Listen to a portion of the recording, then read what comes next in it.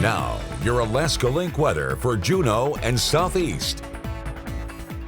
The wettest July on record in Juneau was back in 1917 with 10.5 inches of rainfall. So with on our board at over 10.5 inches of rainfall, we have now claimed that wettest July on record. We also note that with almost 11 inches of rainfall month to date, we see that we have nearly just a little under a third of the precipitation we have received this year in just this month alone. So this month has been making for big numbers, and we haven't even hit the fall season yet, where we typically have our wetter season move in. So some big numbers here on the board that we will keep an eye on as we still have a week left in July. But we are noting that some drier conditions are moving in. Here for our Thursday and our Friday, we are seeing that when it comes to rainfall accumulation, there are no big numbers on the board. So we're not going to continue to stretch this number, at least for the near future. We'll note that with those drier conditions, we'll have some steady temperatures into the low 60s due to not seeing too much sunshine.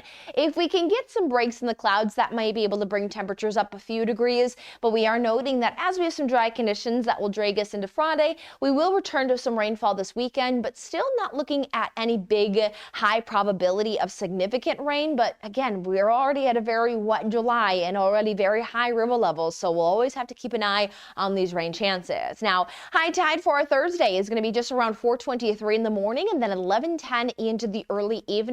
We roll into the day with a high just around the lower 60s, so we're near normal, especially with the lack of sunshine. Hitting those lower 60s is still a pretty pleasant day, but we are going to stay gray, and we're going to continue to mention an isolated shower in the forecast just due to the potential that there still is some showing there where there will be a little bit of some spotty green we'll see on the forecast there develop. So not everyone is going to walk away with any big accumulation. We even see that again. Cloud cover tries to show some breakup there as we roll even into Friday, and then by end of day Friday, we're keeping an eye on a wave here, and that's what's going to start to usher in some active weather as we will be watching some low pressure systems to return across the Gulf of Alaska, and that's going to allow for some waves of energy to move into the panhandle. But again, there's no big waves that are looking to set up, at least for the near future, and that includes the weekend. But here, at least into Friday, we're only noting a few hundredths of an inch. So again, not a big washout, no big flooding potential. More our nice little break in the forecast, though. Again, not going to look at promised sunshine, but we're hopeful to maybe see some filtered sunshine at times, as we are at 16 hours and 54 minutes of daylight,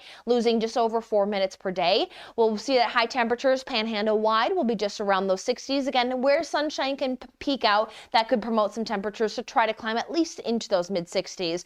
Thursday and Friday will be nearly carbon copies. Then the Saturday forecast to Sunday will at least include some light rain showers. Again, not looking at big accumulation, but we do continue to keep the forecast pretty steady into next week.